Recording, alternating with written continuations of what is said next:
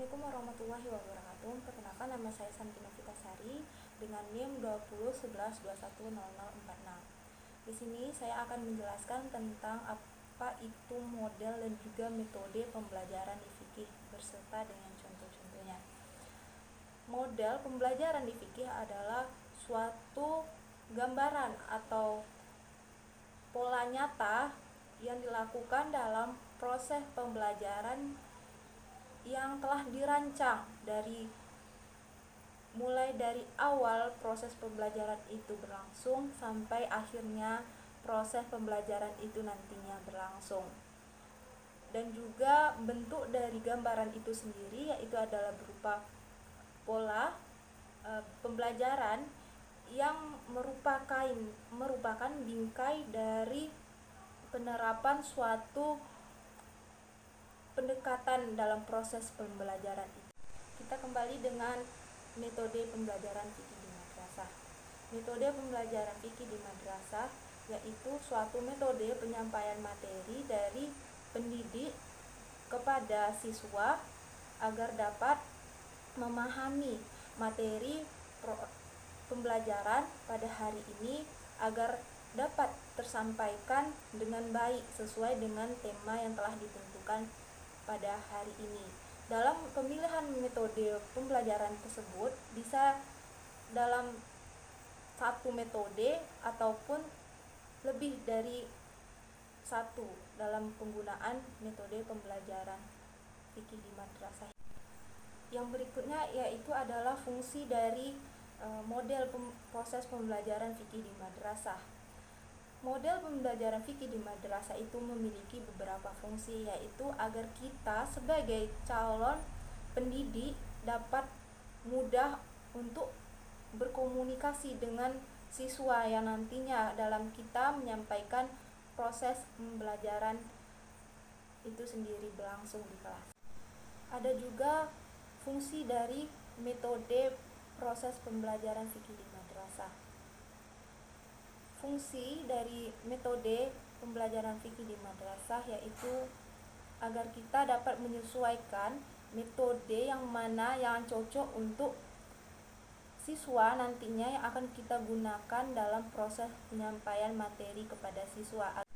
Ada juga macam-macam atau contoh-contoh dari model proses pembelajaran fikih di madrasah, yaitu yang pertama adalah proses pembelajaran secara langsung, yaitu pembelajaran yang mengajarkan untuk bertujuan membantu mengajarkan dasar dari siswa secara tahap ke tahap untuk lebih memahami materi pembelajaran itu.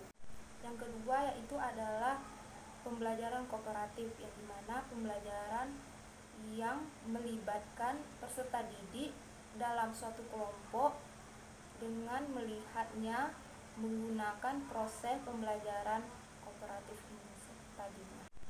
Yang ketiga yaitu adalah model pembelajaran PAIKEM, yang dimana model pembelajaran PAIKEM ini tersendiri yaitu suatu model pembelajaran yang bersifat aktif, inovatif, dan juga kreatif dan juga menyenangkan, yang dimana kita membutuhkan rancangan yang telah disiapkan oleh guru dalam RPP-nya. Yang keempat adalah model pembelajaran konstruktivisme, yang dimana suatu proses pembelajaran yang melibatkan pengetahuan itu dapat dibuat atau dikontribusikan dengan model pembelajaran yang lain.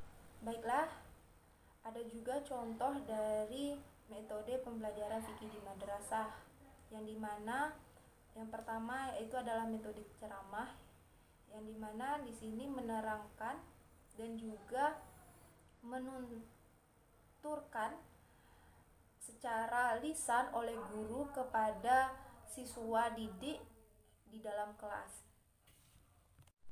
Yang kedua yaitu adalah metode diskusi, yang dimana metode diskusi ini mengajarkan dengan mendiskusikan suatu permasalahan atau suatu topik yang nantinya akan mengarahkan suatu hal yang benar yang nantinya dapat diselesaikan. Yang ketiga adalah metode sosiodrama, yang dimana metode ini menggunakan dengan menyajikan suatu bahan dengan cara memperlihatkan atau memperagakan, lalu nantinya dalam bentuk uraian maupun kenyataan. Yang keempat yaitu adalah pemecahan masalah, yang dimana kita sebagai pendidik memberi atau menyajikan suatu permasalahan yang dari sederhana menuju ke permasalahan yang sulit. Dari situ kita dapat melihat siswa dalam memecahkan masalah yang telah kita sajikan tadinya. Yang kelima yaitu metode demonstrasi, yang dimana metode demonstrasi ini merupakan suatu metode yang menggunakan alat peraga yang dalam artian dengan mempermudah siswa dalam mengartikan suatu pembelajaran berlangsung. Mungkin itu saja video dari saya tentang penjelasan dari model dan juga metode dan juga fungsi dan juga contoh dari model dan metode pembelajaran fikih di madrasah. Saya akhiri, wabillahi taufiq wal hidayah. Wassalamualaikum warahmatullahi wabarakatuh.